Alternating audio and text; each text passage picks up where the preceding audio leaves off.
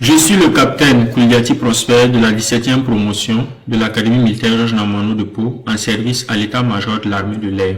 J'ai été arrêté dans la journée du 2 janvier 2026 suite à une tentative de déstabilisation contre le pouvoir en place. J'ai été contacté il y a 2 semaines par le lieutenant-colonel Paul-Henri Sandaogo Damiba avec un numéro du Togo.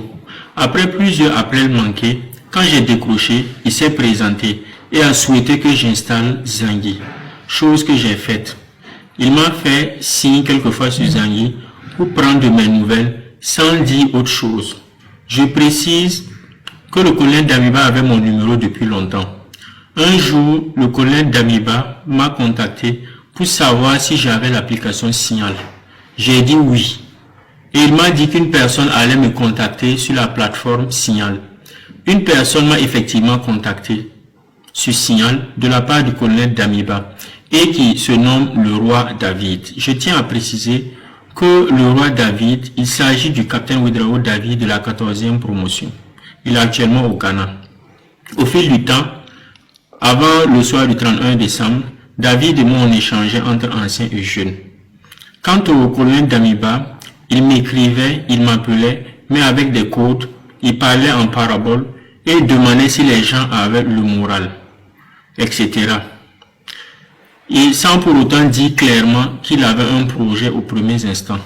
Je tenais aussi à préciser, concernant nos conversations sur Signal, avec le roi David, le capitaine Ouédraogo avait suggéré d'installer une durée de 30 secondes de message éphémère. Et aussi, lorsque le colonel Damiba m'écrit sur Zangui, au bout de 10 minutes, lorsque je ne lis pas, il supprime. Au soir du 31 décembre, le colonel Damiba m'a contacté pour me notifier que le roi me fera signe sur Signal pour un colis, sans préciser la nature, le contenu du colis. Le roi m'a fait signe sur Signal, en donnant 2 numéros. L'un chez qui je devais récupérer et l'autre celui à qui je devais remettre. C'est là que j'ai impliqué mon frère Sargo Robert. Il est entré en contact avec l'intéressé et récupéré le colis. Je tiens à préciser que Robert a juste fait la course pour moi.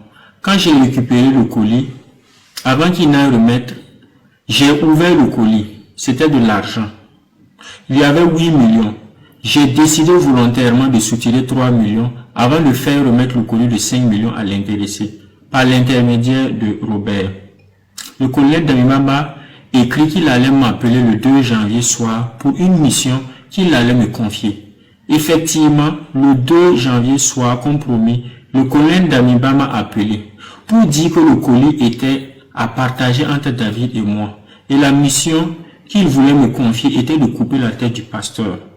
Je tiens à préciser que le pasteur, il s'agit du capitaine Passéré, commandant la base des drones de Strapone.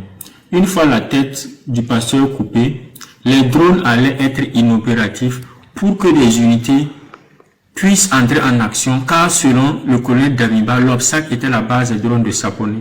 Depuis sa position, le colonel Damiba avait installé son PC, dont il était en contact avec des gens, et lui seul les connaissait, à qui il avait attribué des rôles.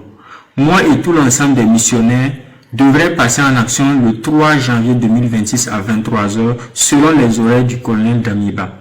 Je demande clémence à son excellence le capitaine Ibrahim Traoré, à la population et à toute la hiérarchie militaire.